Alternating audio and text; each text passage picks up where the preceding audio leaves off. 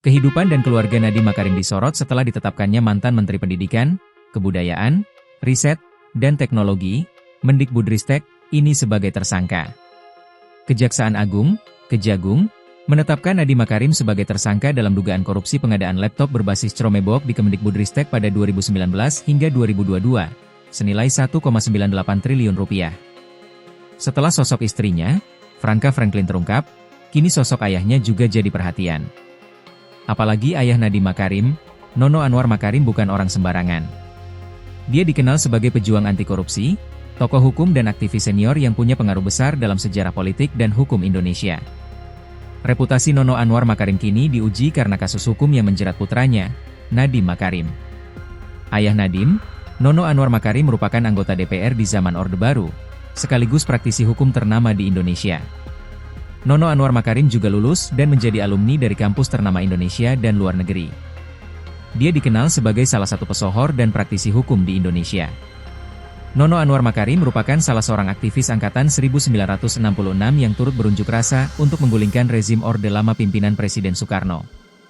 Kini, pria berdarah Arab kelahiran Pekalongan, Jawa Tengah, itu dikenal sebagai penulis dan kolumnis di banyak media massa. Latar belakang pendidikan hukum yang dipelajarinya di Indonesia dan Amerika Serikat, membuat Nono dikenal sebagai salah satu praktisi di bidang tersebut. Selepas lulus kuliah di AS, ia sempat bekerja kantor hukum Adnan Buyung Nasution. Namun pada 1980, ia mendirikan kantor hukum sendiri bersama rekannya, Frank Taira Supit, dengan nama Makarim Taira S. Yang kini diakui sebagai salah satu kantor hukum terkemuka dan telah meraih banyak penghargaan, bahkan saat Nono sudah berusia 80 tahun. Sebelum melanjutkan pendidikan ke Amerika, Nono Makarim menempuh kuliah di Universitas Indonesia.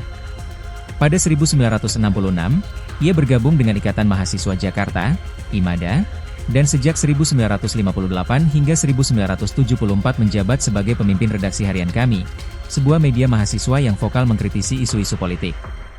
Namun, akibat peristiwa Malari 1974, surat kabar ini akhirnya dibredel oleh pemerintah.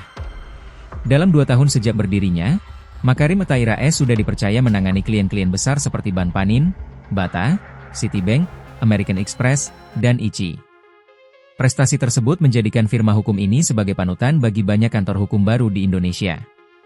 Sebelum populer sebagai pengacara selebritas, Hotman Paris sempat menghabiskan waktu 20 tahun bekerja di kantor hukum Makarim Taira S. Melalui akun Instagram pribadinya, ia sering membagikan momen kenangan saat masih menjadi pengacara muda, termasuk saat berada di Sydney bersama ratusan pengacara asing lainnya. Selain berkarier di dunia hukum, Nono Makarim juga aktif dalam berbagai kegiatan sosial. Sejak 2011, ia dipercaya menjadi anggota Komite Etik Komisi Pemberantasan Korupsi, KPK, lembaga yang bertugas meneliti dugaan pelanggaran kode etik internal. Nama Nono Anwar Makarim sempat masuk sebagai anggota Komite Etik di Komisi Pemberantasan Korupsi, KPK, pada 2011 silam. Bersama Buya Syafi'i Ma'arif, Nono menjadi bagian dari lembaga antirasuah itu menggantikan 2 pimpinan KPK sebelumnya, yakni Busro Mukodas dan Haryono Umar.